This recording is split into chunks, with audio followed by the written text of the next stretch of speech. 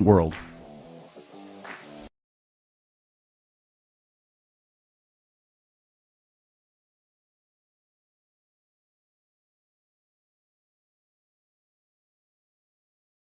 It's October 26th, 1991, Game 6 of the 91 World Series at the Metronome in Minneapolis, Minnesota. It's an unlikely matchup between the Atlanta Braves and the Minnesota Twins. The Twins won the World Series just 4 years ago, but like the Braves, they weren't supposed to be here. Kirby Puckett is at the plate, and you might know what happens next on this 2-1 pitch. And for that, I'll give you a virtual high five due to your ability to use the internet. But for those of you who don't want to cheat via Wikipedia or BaseballReference.com, let's get in that DeLorean and crank it to 88 miles per hour. It's time to travel back in time, or as SB Nation would say, let's rewind.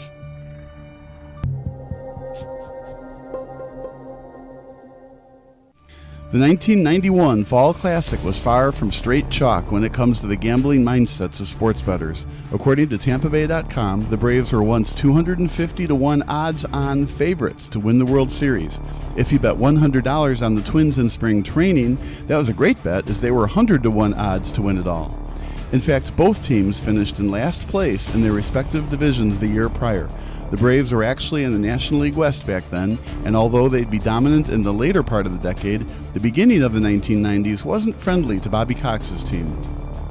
The first year of the 90s saw the Braves finish the regular season at just 65-97, but general manager John Schuerholz saw something in Cox, and the fiery skipper became the head honcho on June 23, 1990, replacing Russ Nixon. It didn't lead to an improvement when it came to wins. The Braves were 25-41 when Nixon received the pink slip, and they finished the year 26 games out of first with Cox as the manager. Still, the players seemed to respond to the 50-year-old skipper the next season. The Braves were notably better, but a World Series appearance still seemed very unlikely on July 11th.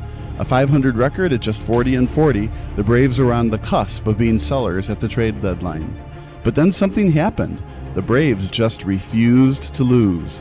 An incredible 54-28 finish to the season saw the Braves 4 wins away from a National League pennant. They clinched the division on a second-to-last of the season, with the Braves remaining in first place from September 20th until the clincher on October 5th. The stunned Los Angeles Dodgers couldn't believe it. How could a Braves team who were at .500 practically halfway through the season keep them from an NL pennant? As for the Braves themselves, next came the Pittsburgh Pirates, led by Silver Slugger Barry Bonds. If the regular season was crazy enough for Atlanta sports fans to start believing, the 1991 National League Championship Series was something we probably won't ever see again. 4 shutouts took place in the series, including 3 1-0 shutouts. The Pirates were the heavy favorites to advance to the World Series. A 98-win team, the Pirates won the division by an easy 14 games. John Smiley won 20 games for the Buccos, the last time a Pirates pitcher won 20 games during the 20th century. Doug Drabick was the reigning NL Cy Young Award winner, and with Bombs and Bobby Benet still in the primes of their careers, there's no way that Bobby Cox's Cinderella story could still wear their gold slipper going into the championship round, right? Wrong. Tom Glavine, the 1991 NL Cy Young winner, was on this Braves team, but he actually underperformed in the series. Game 1 went to the better-seeded Pirates, a well-deserved 5-1 win to the higher seed as the Pirates scored the game's first 5 runs. Glavine was the loser in this one by walking 3 batters and giving up 4 unearned runs. Atlanta's David Justice hit a leadoff homer in the top of the 9th inning, but it was just too late as the Pirates took a 1-0 series lead. The Braves found a way to split the first 2 games at Three Rivers Stadium, with Steve Avery leading the way to a 1-0 shutout. Game 3 was all Braves. A 10-3 win as John Smoltz was the much better pitcher in the Braves' first home playoff game in nearly a decade. But games 4 and 5 were won by the Pirates, including a seemingly back-breaking 1-0 shutout victory in Atlanta. Zane Smith led the way for Pittsburgh in Game 5, and with their backs against the wall, Atlanta had to somehow win both games on the road to make their first World Series since arriving in the capital of Georgia. The Braves just wouldn't let their dream season die. Not only that, but they held the Pirates scoreless for the last 22 innings of the series. From the top of the 6th in Game 5 until the final out in Game 7, the Pittsburgh Pirates couldn't muster a single run. A 1-0 crushing defeat in Game 6 saw the Pirates one win away from elimination, and after the Braves scored 3 runs in the top of the first inning during Game 7, the Buccos offense went ice cold down the stretch. Steve Avery stole the show.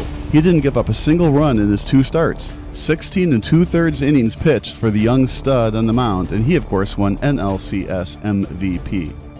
But the Braves weren't the only weird newcomer to the postseason party. Just 4 years earlier, the Minnesota Twins were World Series champions. Gone were the days of Harmon Killebrew and Rod Carew, but these new Twinkies were still fan favorites.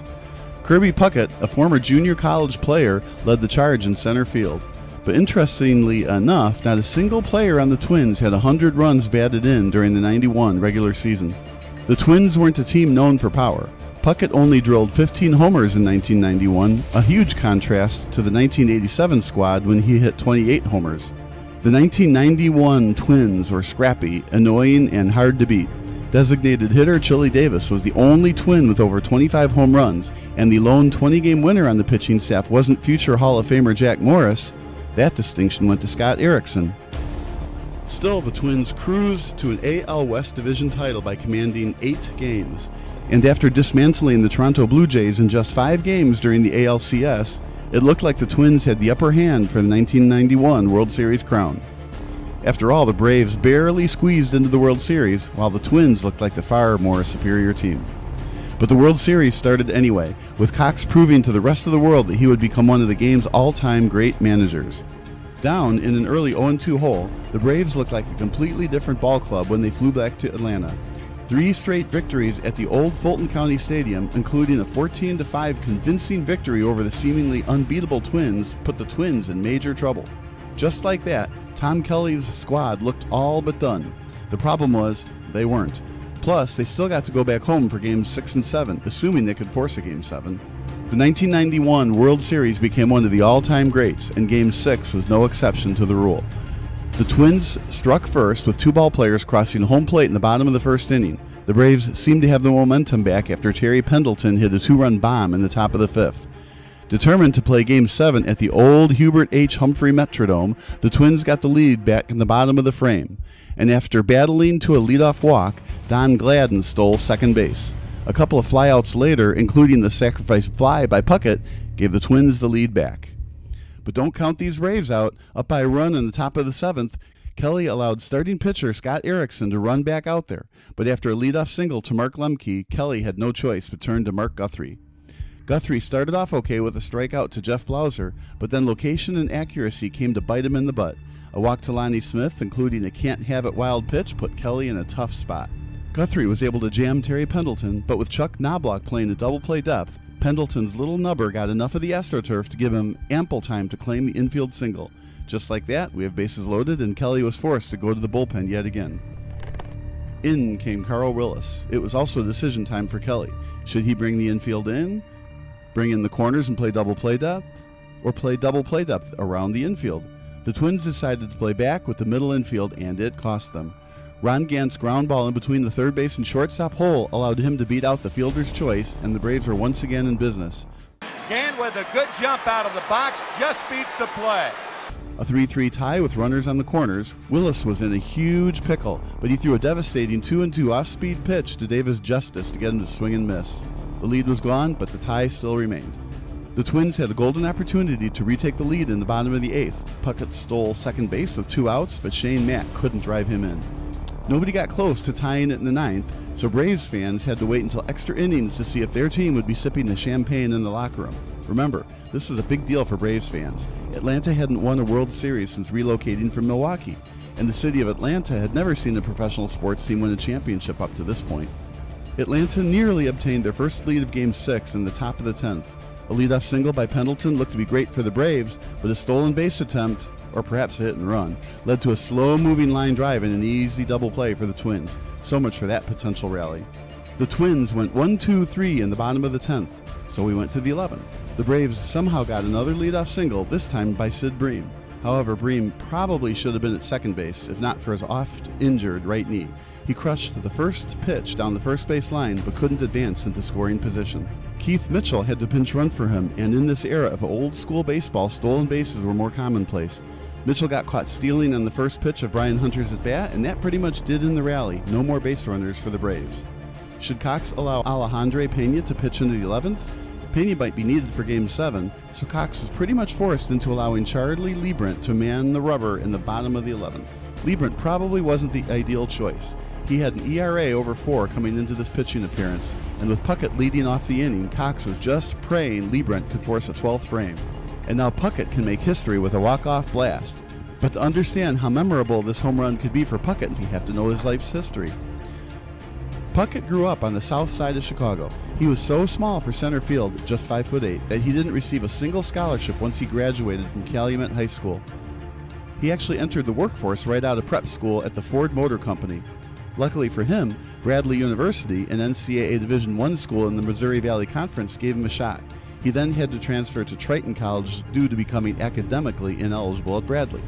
However, he had what it took to play at the next level, and the Twins took a huge risk by drafting a junior college ball player with the 3rd overall pick in 1982. They obviously didn't regret taking the shrimp beef but full of energy ball player. He ended up making it to the Big Show in 1984 and helped lead the Twins to a World Series championship 3 years later, their first one since relocating from Washington, D.C. He never missed the All-Star game since 1986, and he was the 1991 ALCS MVP award. He was absolutely brilliant coming into this at-bat. He tripled in Knobloch, made an unbelievable catch in the 3rd inning, and has 2 of the 3 Twins' RBIs tonight. According to multiple reports, he told players in the clubhouse they could jump on his back tonight and he would carry them to victory. Well, here we stand. A 2-1 count on Puckett. It's a tie game in the bottom of the 11th. Can Puckett get on base or even crush a legendary walk-off homer to preserve Minnesota's incredible season? Or can Liebrant jam Puckett and face off against Chili Davis, who is already 0 for 4 on the night? Here comes the 4th pitch of the at-bat. Welcome to a moment in history. The hitter swings at the arm motion. Into deep left center for Mitchell, and we'll see you tomorrow night.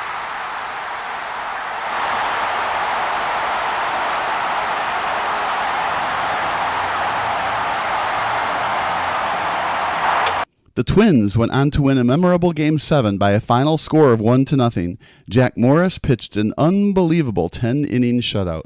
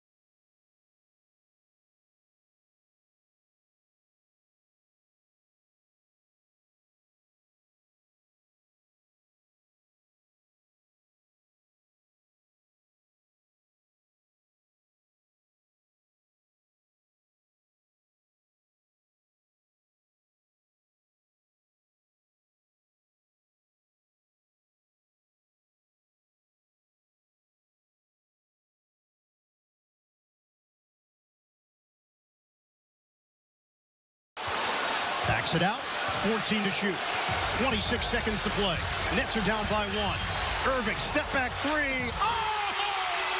Kyrie Irving buries it! Uncle Drew is probably the most awesome character ever made for a commercial.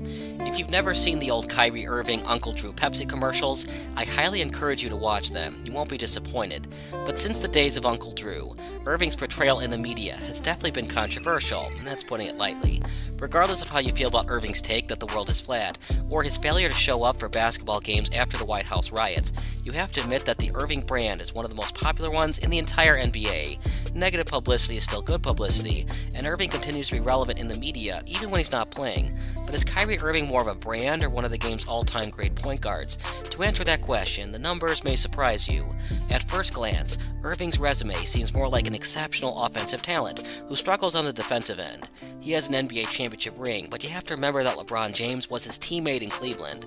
Irving could very well win another championship in Brooklyn, but until he does, some of the fans, and even the Professional Basketball Writers Association critics, might consider Irving just a Robin to the incredible Batman of LBJ.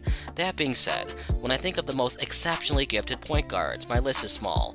Once you get past the likes of Magic Johnson, Penny Hardaway, Oscar Robertson, and even Russell Westbrook, the next class of athletic point guards is tiny. In fact, if I personally had to pick one point guard to drive into the lane and give me the old-fashioned and one, I would definitely pick Irving over Chris Paul and Damian Lillard. But are Irving's NBA statistics Hall of Fame worthy? To answer that thought-provoking topic, I did some in-depth research on basketballreference.com. To be honest here, I'm a big analytics guy when evaluating players. I don't like to compare players in a calculator, but it's cool to see how efficient and valuable each player is according to next-level stats. And to be honest, the analytics usually tell you why Kobe Bryant, Michael Jordan, and Bill Russell have so many championship rings. Anyway, let's say win shares are the best way to evaluate how many wins a player contributes to his team's success. There are also statistics like box plus minus and player efficiency rating, which I'll get into later, but let's get back to win shares. Guess where Uncle Drew ranks among the first 250 eligible players for win shares? He's not even in the top 250. Now you might be asking, okay, but he's still playing. Surely Chris Paul and Dame time can't be on this list, right? Well, you'd be wrong. CP3 is already 13th all-time in win shares, Stephen Curry is in 78th place, and Lillard is in 131st place. The fact that Irving isn't on this list also relates to other factors. For example, Irving didn't need to contribute a lot on the defensive end during his tenure in Cleveland because he had LeBron James, Tristan Thompson, and Iman Shumpert to help him on the defensive rotations. Also, when Irving played in Boston, it wasn't his job to be the defensive leader on the court because he had Marcus Smart to do his dirty work for him. Also, win shares don't necessarily tell the fans how efficient each player is on a game-to-game basis. When you look at all-time player efficiency rating, Irving is currently at a respectable 32nd place all-time, but still Chris Paul and Stephen Curry are presently ahead of him in PER. This just tells me that Irving isn't as phenomenal of a passer and doesn't create offense nearly as well as Curry and Paul. Curry is of course the greatest jump shooter we've ever seen, with CP3 quite possibly being the most consistent distributor of the basketball, and of course don't forget about Dame time. Irving, meanwhile, is simply fantastic at creating his own shot, but you have to give credit where credit is due. Carmelo Anthony was notorious for stifling defenses with his fabulous isolation game, but Melo is only 84th all-time in player efficiency rating. Irving has 32nd place honors. Finally, let's look at box plus minus. You probably know the basic concept of plus minus, but here's a brief refresher on the stat. Let's say you're on the court and your team scored 16 points and only gave up 2. This means your plus minus, aka the scoring differential, is plus 14. Since your simple plus minus can fluctuate over the season depending on your teammates and your overall health, box plus minus considers 10.0 BPM as an all-time grade, 8.0 BPM as an MVP season, 6.0 as an all-NBA season, and so on and so forth. This just means that 10.0 BPM equates to 10 points per 100 possessions better than the average player. The best NBA player of all time in terms of BPM is Michael Jordan at 9.22. Kyrie Irving is currently in 29th place at 4.57, but still, Irving has a long way to go if he wants to be in consideration of a top 5 all-time point guard. Chef Steph is currently in 11th place in BPM, and Paul is presently in 4th place. What do all these analytical numbers mean? Well, in a nutshell, Irving needs to be around talented players. The win share stat proves that Irving doesn't necessarily create wins for a team by himself. His tumultuous run in Boston also proves that point. But is Irving a selfish player? Well, he's definitely an enigma. I still don't understand why he couldn't just show up to work after the White House riots, and honestly, he should have played during the NBA bubble. But then again, it's easy for me to say that when I don't have the entire fan base of the Brooklyn Nets on my shoulders. As long as Irving comes back to work, puts on his freaking mask, and can help lead Brooklyn deep into the playoffs, and all is forgiven as far as I'm concerned. I kind of get why Irving didn't want to test his off-injured shoulder during the NBA bubble last season, and he didn't even have Kevin Durant last season as a teammate. So with all of what I've previously explained to you, is Irving a Hall of Famer? My opinion is yes, but it all depends on when he retires. Remember, Irving has suffered his fair shares of major injuries over the years, and I sometimes wonder if he even wants to play basketball into his mid-30s. He's set financially for the rest of his life, and he ends up winning a ring soon with James Harden and Kevin Durant on his team. I just don't know if he feels like he has anything else to prove. Shoulder and knee problems are no laughing matter, so there's a good chance that Irving could retire at age 30 or 31. This is obviously not going to happen, but let's say Irving retired during the 2021 offseason. This just means that Irving would be eligible for the class of 2025. I obviously don't know who will be competing against in 2025, but if the Nets won the NBA championship this season, or at least advanced to the NBA Finals, it would be hard to not consider Irving as a Hall of Famer. This would be his fourth appearance in the NBA Finals as a starting backcourt player, and I'm sorry, but every NBA Finals team has a great supporting cast. You can't hate on Irving playing alongside LeBron, KD, James Harden, and Kevin Love all you want. But it's not as though MJ23 didn't have any significant teammates. Scottie Pippen, anyone? The other question to answer is, does Irving's scoring numbers fit the mold of a basketball player that should be remembered forever? Irving is definitely an elite scorer when it comes to NBA history. He's currently 31st all-time in points per game, which is better than such NBA legends as Charles Barkley, Hakeem the Dream, and Dwayne Wade.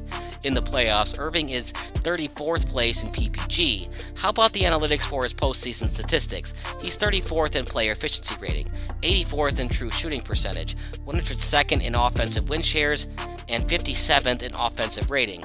We could go on and on here with his great and not so great statistical background. What really matters is considering if Kyrie Irving should be remembered forever in NBA lore. And honestly, the game-winning three-pointer that he hit in Game 7 versus the Golden State Warriors changed the game forever. If Irving doesn't make that three, perhaps Kevin Durant stays in Oklahoma City.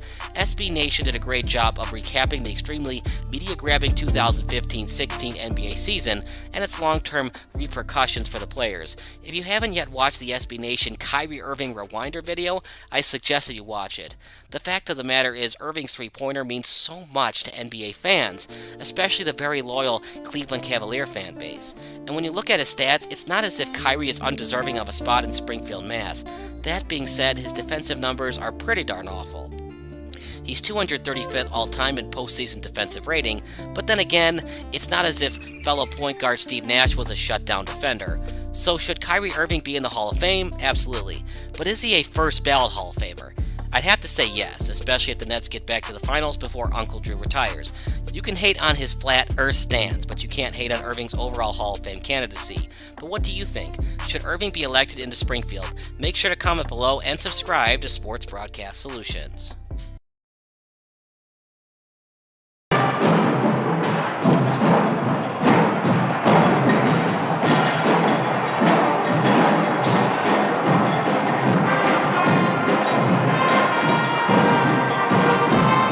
Made from an athlete's mind for all sports minds.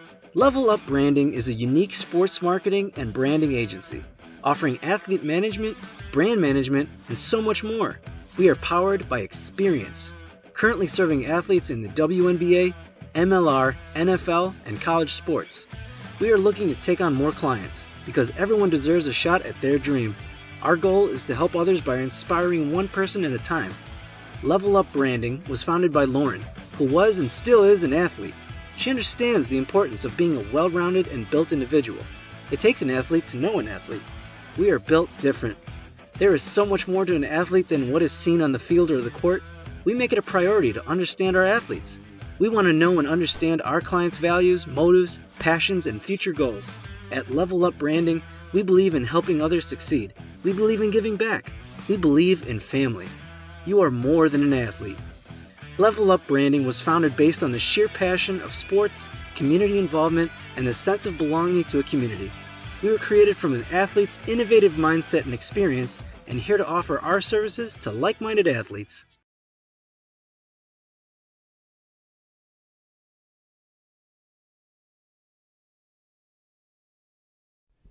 Sports Broadcast Solutions is a broadcasting network for everyone. Instead of spending hundreds or thousands with all these college recruiting sites, let us put together your college highlight reel. For just a fraction of your potential college scholarship and significantly less than these recruiting services, we got this. In addition, we put together highlight reels for teams, including high school, your club team, or travel team. My teammate gave me a great pass, and I just took it. The other team slashed me, took the opportunity, saw where the goalie was weak, and I just shot it there. Solon, O'Connor, and Marsh back on defense. And Marsh gets a blowout. We got a breakaway at 2-0. A shot, and a goal! So 3-3. The power play was officially over. Whatever your sports broadcast needs, check us out at sportsbroadcastsolutions.com. Check us out and become part of the digital world.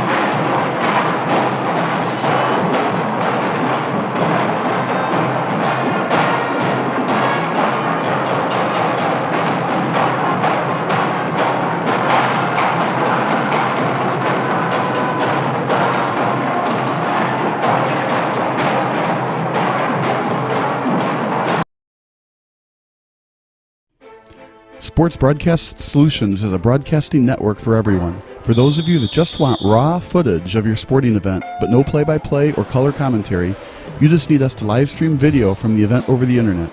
We will live stream your event on YouTube on our Sports Broadcast Solutions channel. In addition, we also have a dedicated channel on YouTube for live streaming at SBS Livestream. And if you need multiple channels, we can utilize Facebook Livestream and Instagram Live on our channel as well. Options include commercials from your sponsors, professional scoreboard graphics are still available, and of course, yes, pre- and post-game interviews are available as an option if you want. We've been working really hard this whole summer and stuff. Whatever your sports broadcast needs, we are at sportsbroadcastsolutions.com. Check us out and become part of the digital sporting world. Missing your child's sporting event just plain stinks. But you don't have to worry about that anymore, thanks to Sports Broadcast Solutions. SBS is a live broadcasting network, as well as covering your on-demand needs, recruiting videos, highlight reels, and much, much more. We can broadcast live to any website, and we also post as much on-demand content as you need. For more information about SBS, check out our website at sportsbroadcastsolutions.com. Sports Broadcast Solutions, a broadcasting network for everyone. Hey, this is Sarah Greenfalk here of Psych Edge. Do you want to learn how to improve your performance, improve your confidence, improve your resilience? Coming this fall, Psych Edge is releasing 5 workshop classes that will give you the skills to accomplish your goals with increased confidence and resilience. This is your opportunity to learn all the main psychological pieces of mental training in one place, plus the process I've developed to build these skills. Go to my website, psychedge.club, and sign up for my monthly blog emails, which will include the updates on the class release.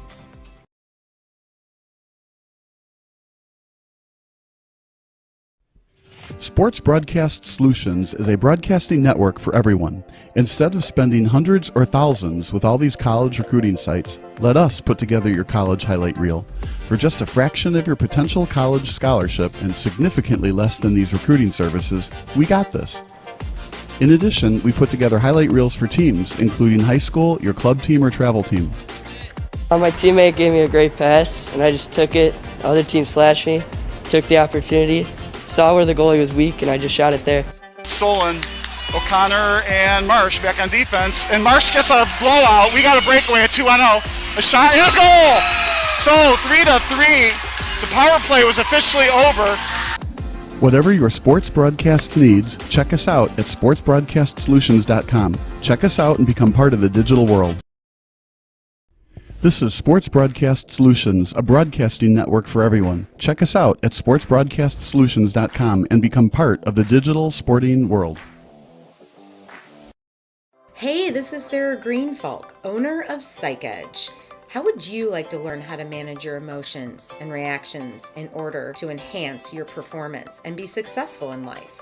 I coach and counsel student athletes, performers, and professionals, giving them the mental skills and mindsets to build confidence and resilience. My background in physical therapy, massage therapy, personal training, and 15 years of counseling give my clients an advantage. So if you are wanting to be recruited, perform better, or struggling with life balance, anxiety, or depression symptoms, I will stand by you until we reach your goals. Contact me today, sarah@aimtogrow.com, and be sure to visit my website, psychedge.club, for your monthly blog on mental health, sport, and performance psychology tips. Remember, support a winning attitude at all times. At this time, we ask you please rise, face the flag, and join in the singing of our national anthem, sung tonight by Benet Academy students Alyssa Chow and Kyle Spiegel.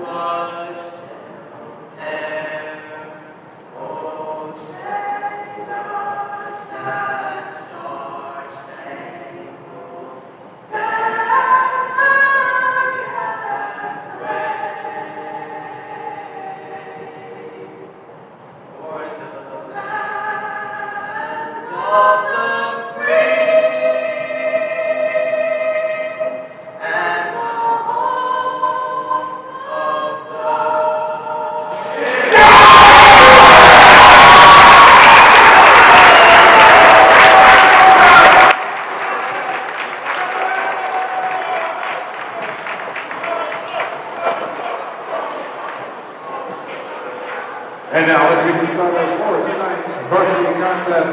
First for the visitors, from Marian Central Catholic. A 6'1" junior guard, Jake Gianfredo. A 6'1" senior guard, number 5, Michael Morris. A 6'1" senior guard, number 10, Jason Lane. A 6'3" sophomore forward, number 23, Kale McNeia. And a 6'5" sophomore forward, number 24, Christian Beckwood. And our game coach by Charles Walsh. And now let's meet the start for your Benet Academy.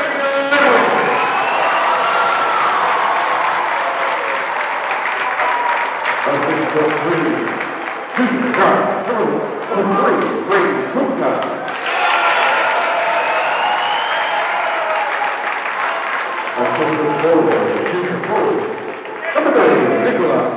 Sarah. Let's take a look. Senior guard. Number 2, Brandon White.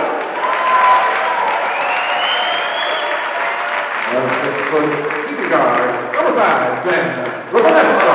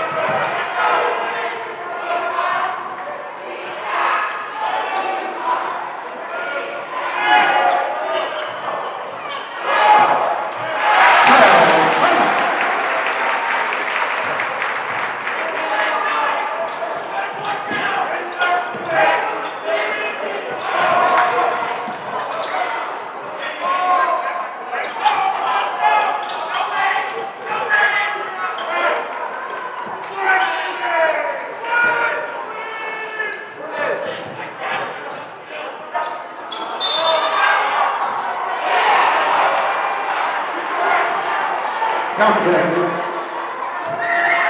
24. Fishing. Step forward. Benet is out on Kyle Thomas's first team with shooting one shot. The Hurricanes. Fishing. Step forward.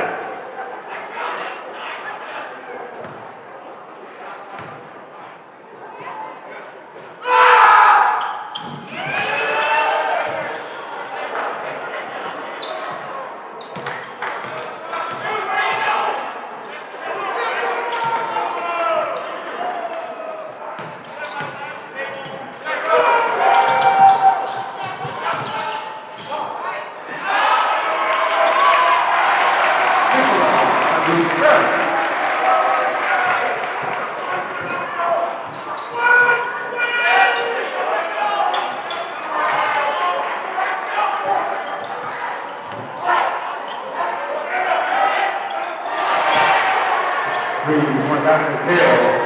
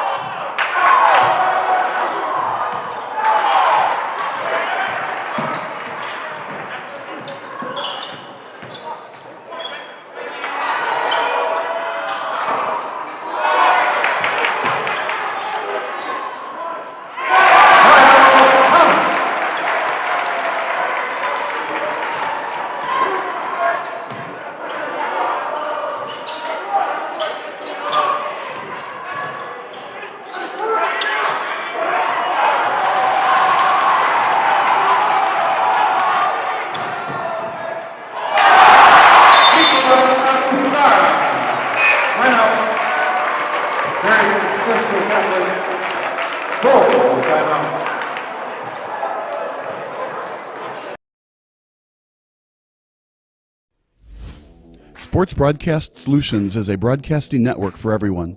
We broadcast sporting events for people of all ages, including adult leagues, high school leagues, and kids. Complete with professional-looking graphics, broadcasters, color analysis, and commercials. We do pre- and post-game interviews with the players. In addition, Sports Broadcast Solutions does highlight films, including college recruiting reels, highlight films you'd see on sports news programs, and just simply highlight films for fun. Sports Broadcast Solutions also provides raw footage and live streams if you'd like. Subscribe to us and listen to our professional talk videos about relevant topics in the pro and college ranks. Whatever your sports broadcast needs, contact us at sportsbroadcastsolutions.com and become part of the digital world.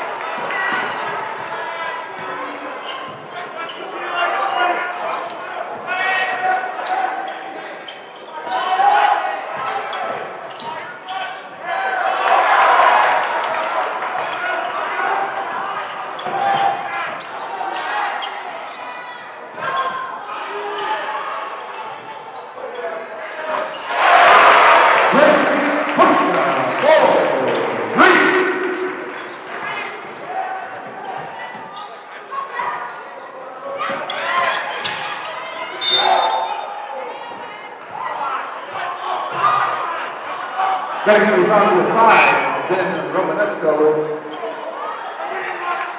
Entering for the Hurricanes, number 20, Katie Giles.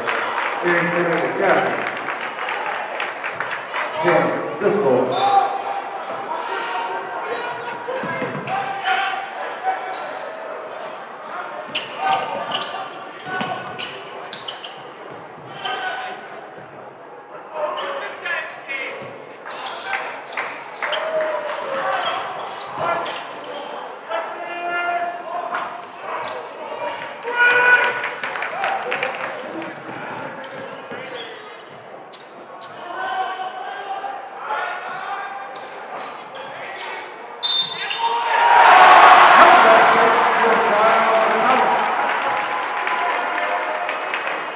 Hurricanes foul number 20, Katie Giles. His first, team second, shooting one shot. Entering committed Academy number 1, Brayden. Benet.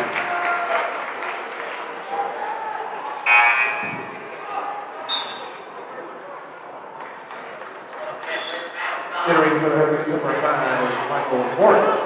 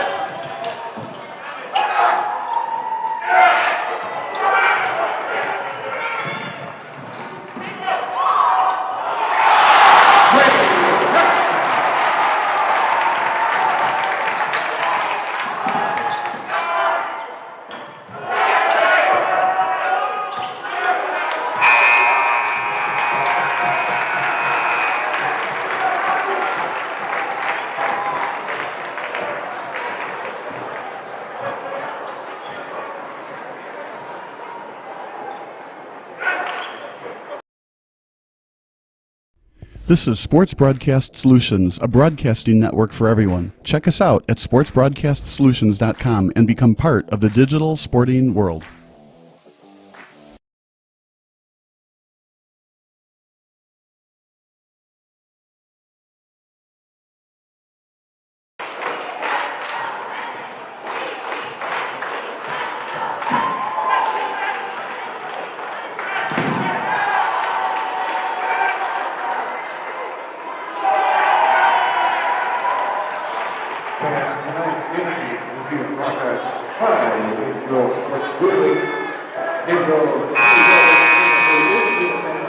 Watch the video highlights of tonight's contest at nctv17.com and their YouTube channel, NCTV17 Sports.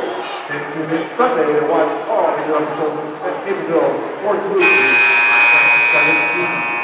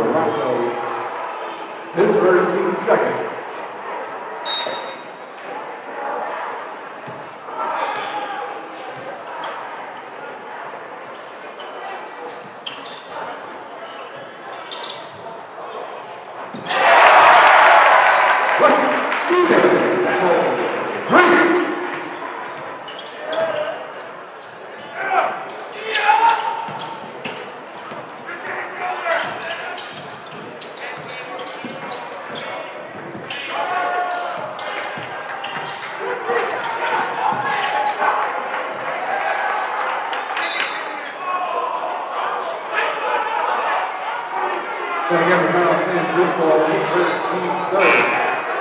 And for the Hurricanes, Hale and Christian Pettiford. Jake Gregor, the first down catch from Kyle Thomas.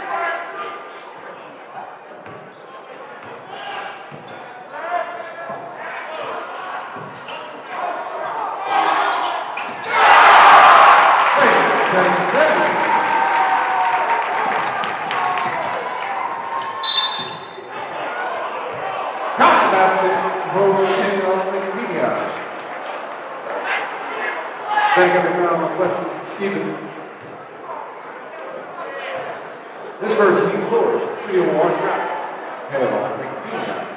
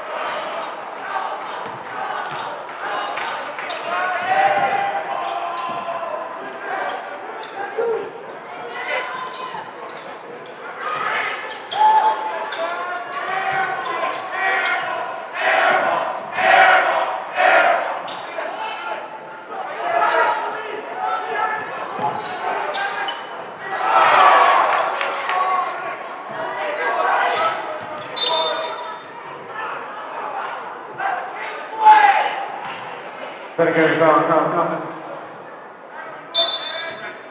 His first is good.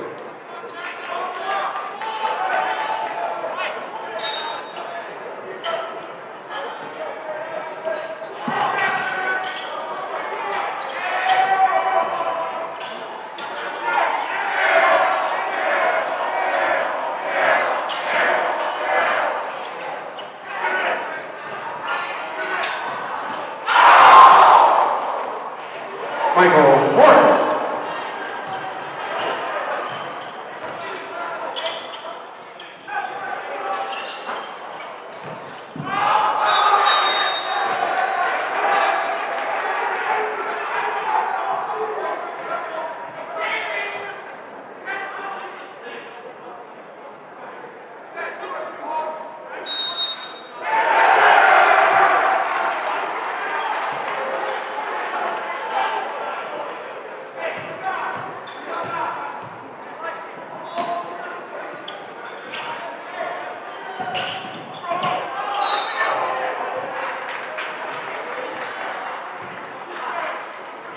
Marian Central Catholic foul number 3, Brayden Cobb.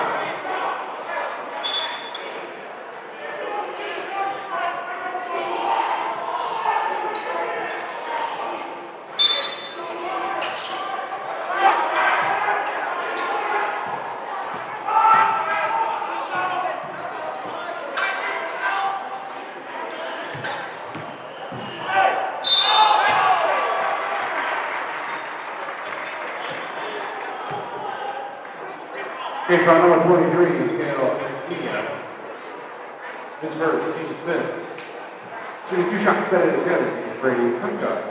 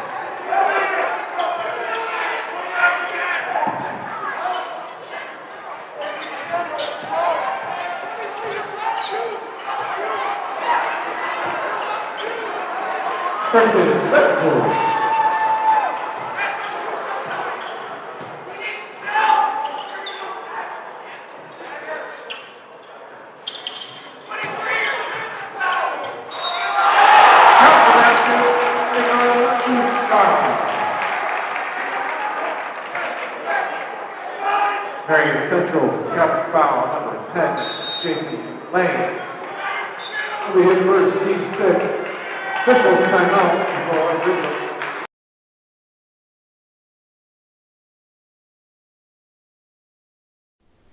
Sports Broadcast Solutions is a broadcasting network for everyone.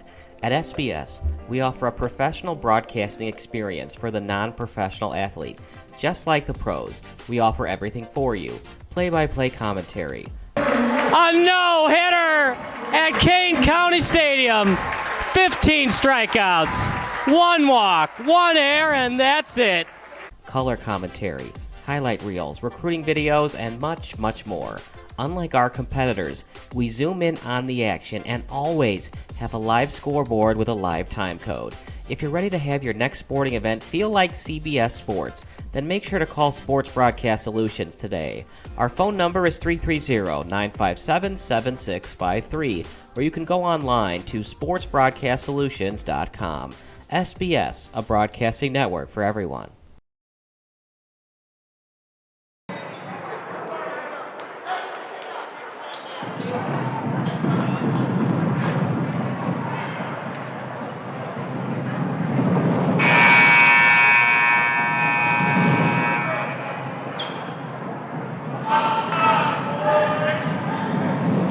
Second line, Benet Catholic shooting 1 shot.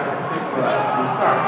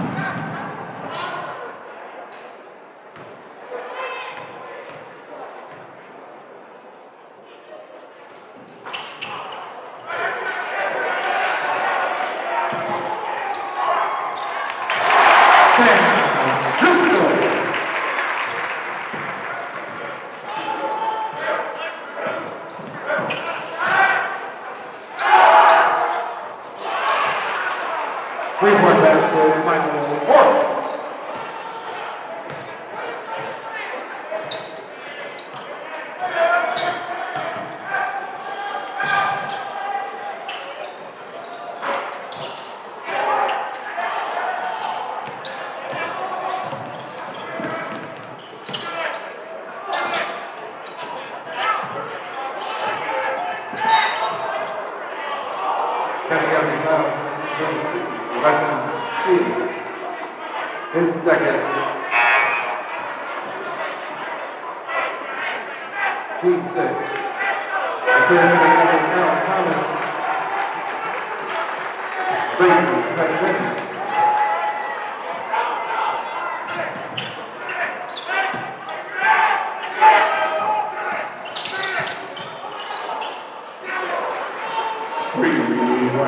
Jake Grego.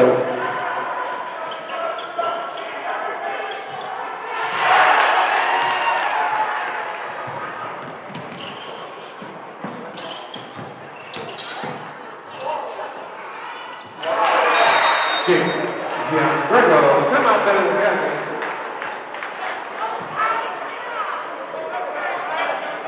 Third, second timeout.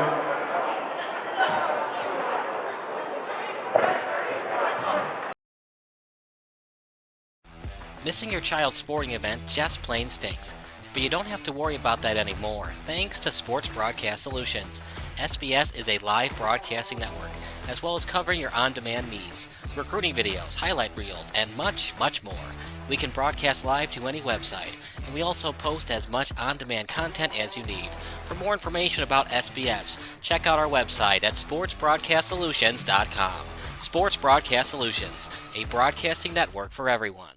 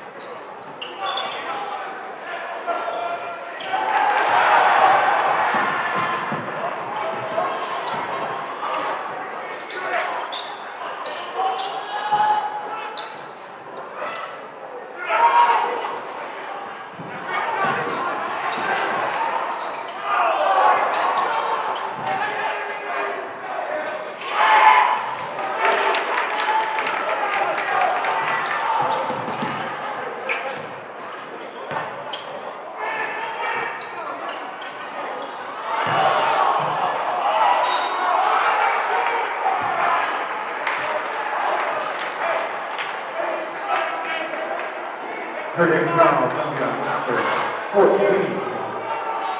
Frank Ladder, his first team 7, shooting 2 shots better than the Academy. Turner.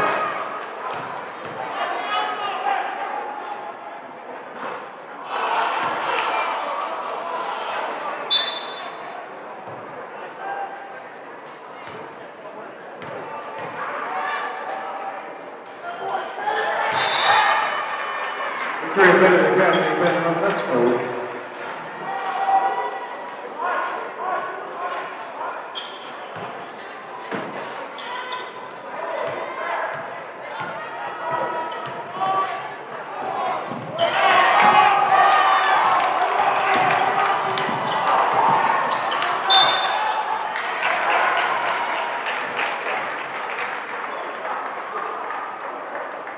Kate foul number 20, Katie Giles. His second TV. Shooting 1 on bonus, Benet Academy, ready to protect Benet.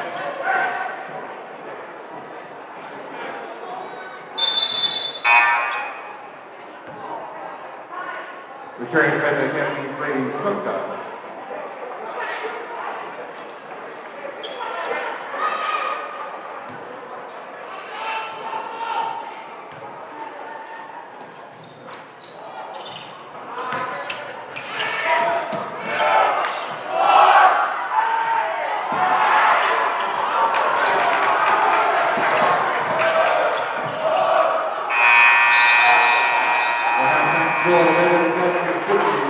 Very central.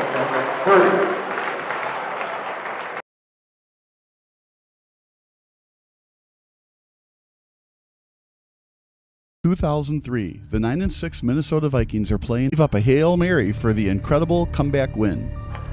But a lot is happening here. In fact, there was a lot of drama coming into this moment. The mere fact that the Cardinals still have a chance to win the game is practically unbelievable. Before we find out what happens next, we need to understand where both teams currently stand. Nothing is ever simple in football, especially when it comes to a Hail Mary attempt. Win or lose, it's coming down to the last play for both teams, and for that, we need to rewind.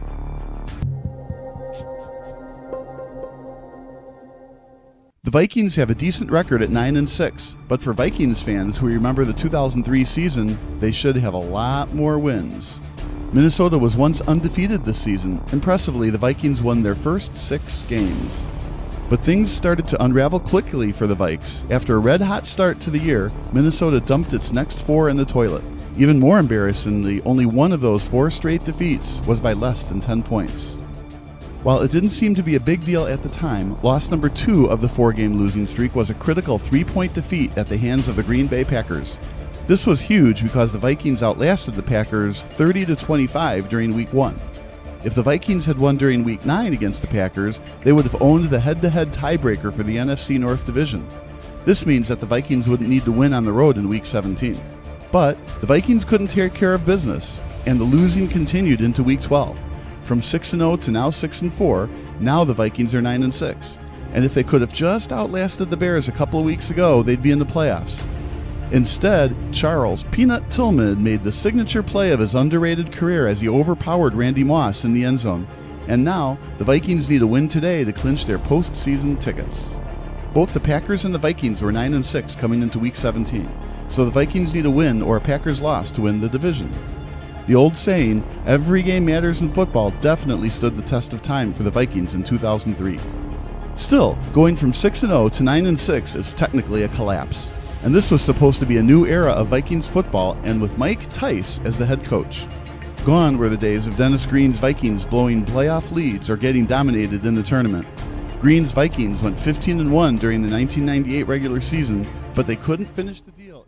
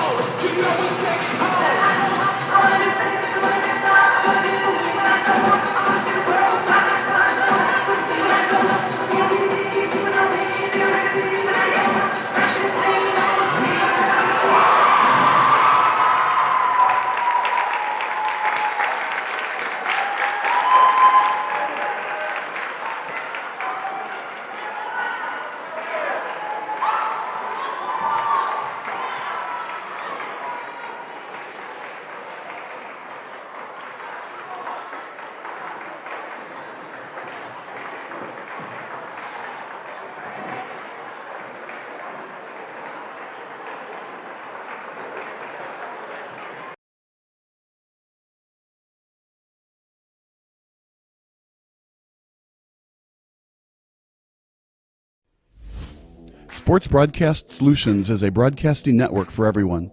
We broadcast sporting events for people of all ages, including adult leagues, high school leagues, and kids.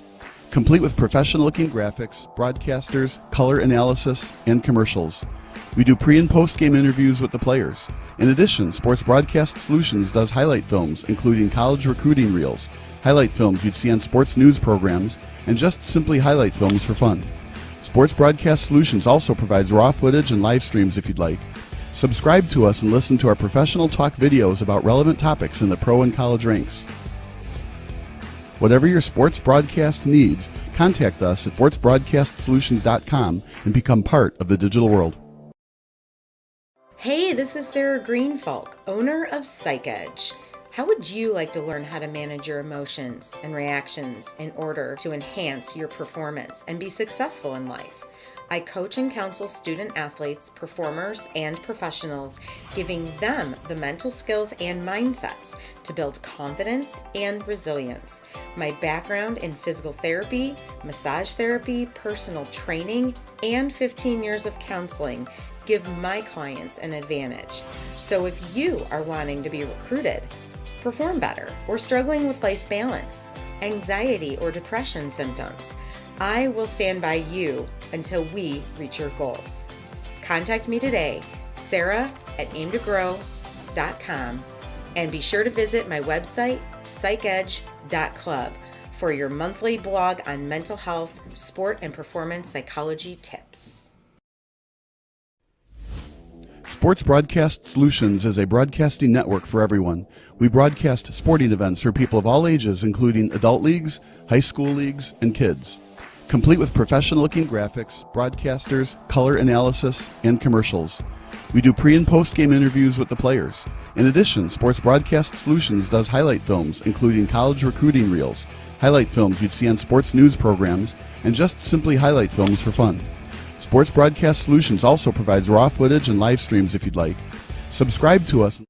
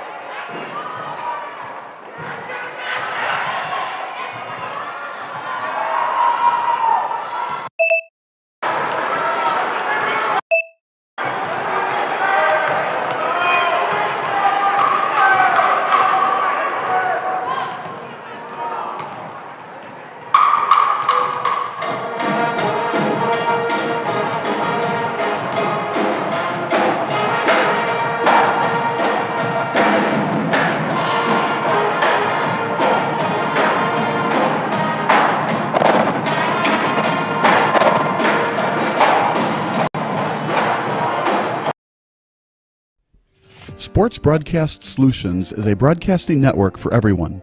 Instead of spending hundreds or thousands with all these college recruiting sites, let us put together your college highlight reel. For just a fraction of your potential college scholarship and significantly less than these recruiting services, we got this. In addition, we put together highlight reels for teams, including high school, your club team, or travel team. My teammate gave me a great pass, and I just took it. The other team slashed me, took the opportunity, saw where the goalie was weak, and I just shot it there. Stolen.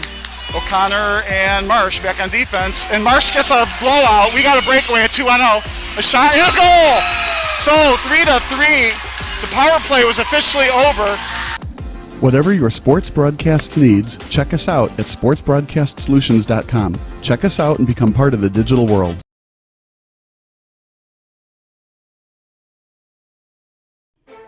Sports Broadcast Solutions is a broadcasting network for everyone. For those of you that just want raw footage of your sporting event, but no play-by-play or color commentary, you just need us to live stream video from the event over the internet.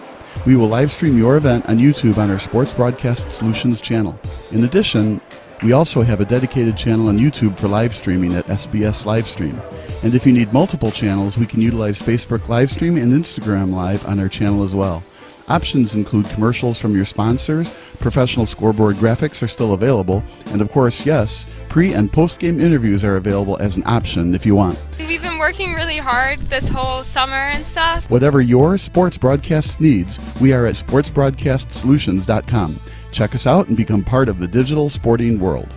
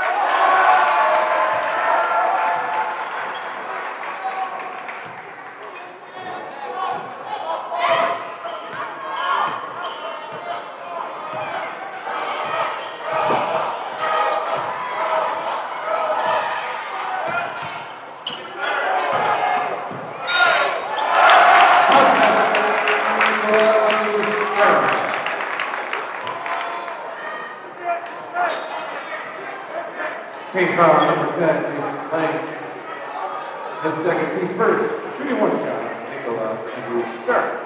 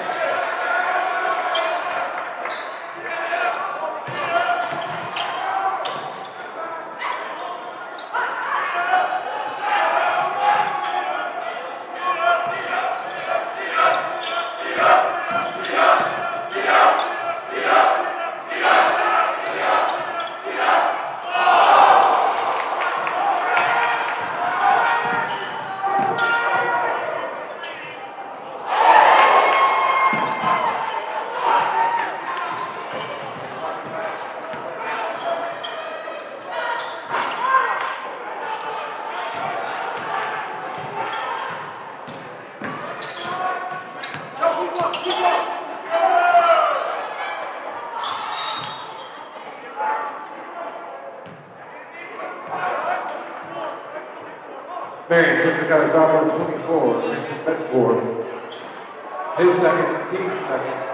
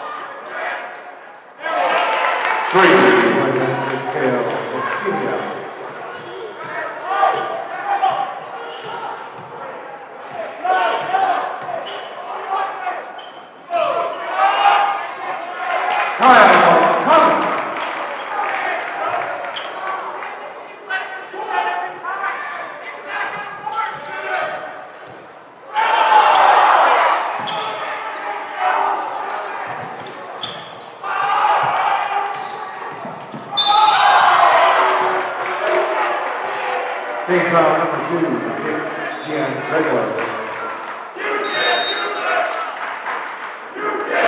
His first, his second. His third. This is Sports Broadcast Solutions, a broadcasting network for everyone. Check us out at sportsbroadcastsolutions.com and become part of the digital sporting world.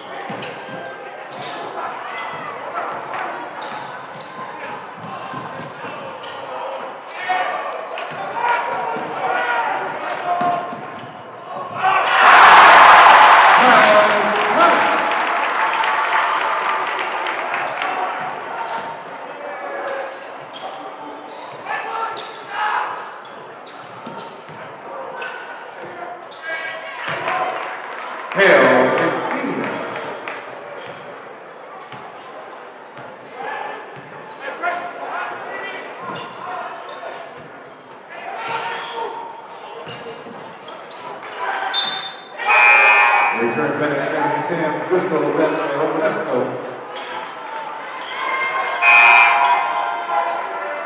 And we over the game. Uberado, Declan, Pickup. Frank Brown.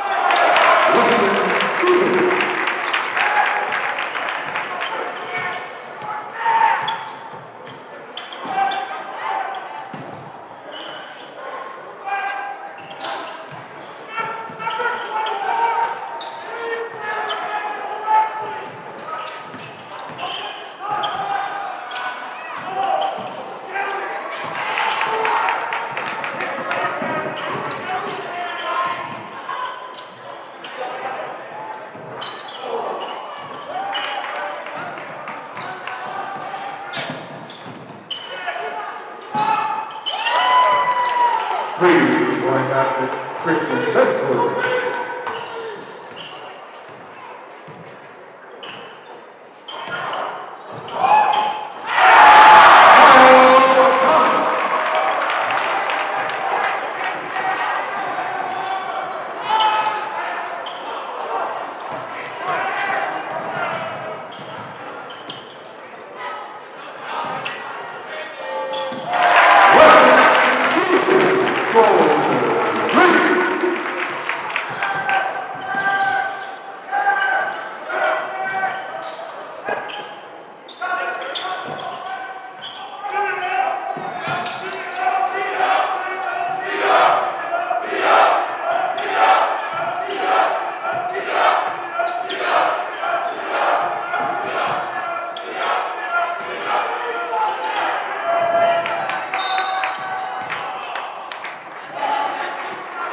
Better get the final bid over this goal.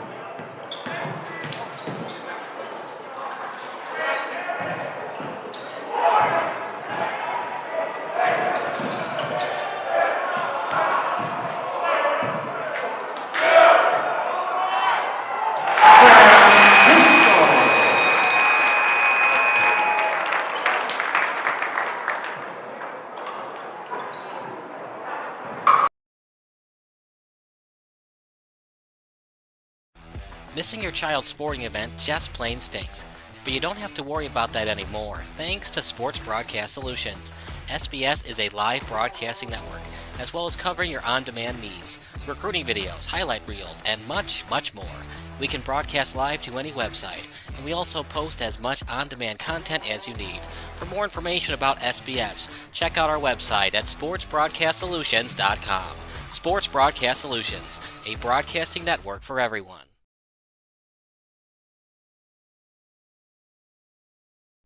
This is Sports Broadcast Solutions, a broadcasting network for everyone. Check us out at sportsbroadcastsolutions.com and become part of the digital sporting world.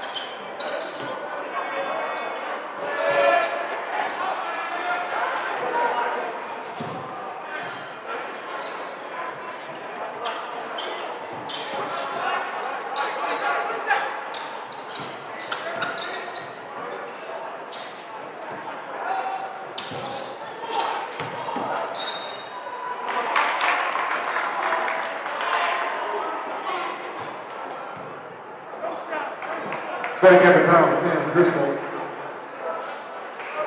His second, team second.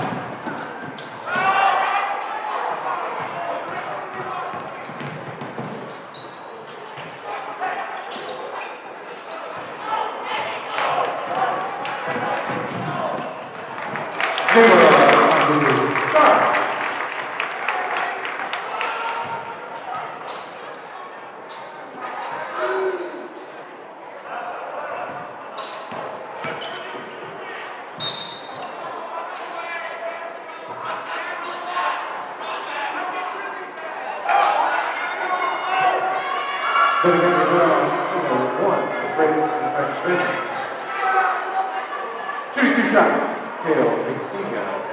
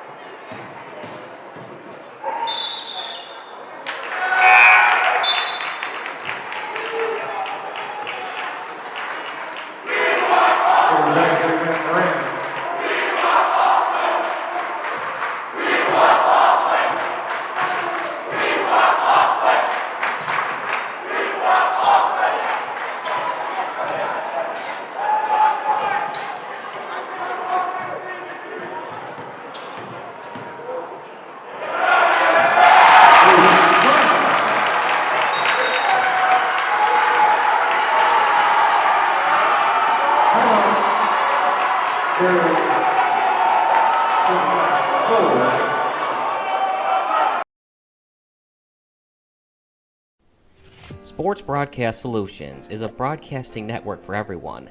At SBS, we offer a professional broadcasting experience for the non-professional athlete. Just like the pros, we offer everything for you. Play-by-play commentary. A no-hitter at Kane County Stadium. 15 strikeouts, 1 walk, 1 error, and that's it. Color commentary, highlight reels, recruiting videos, and much, much more. Unlike our competitors, we zoom in on the action and always have a live scoreboard with a live time code. If you're ready to have your next sporting event feel like CBS Sports, then make sure to call Sports Broadcast Solutions today. Our phone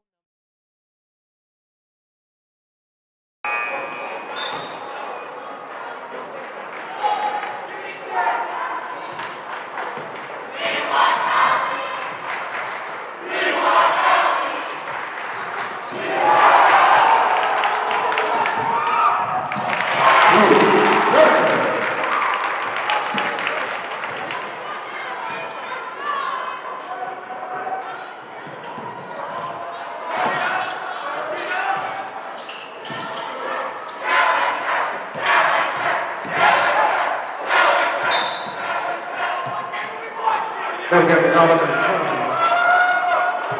And Marian, his first team 4.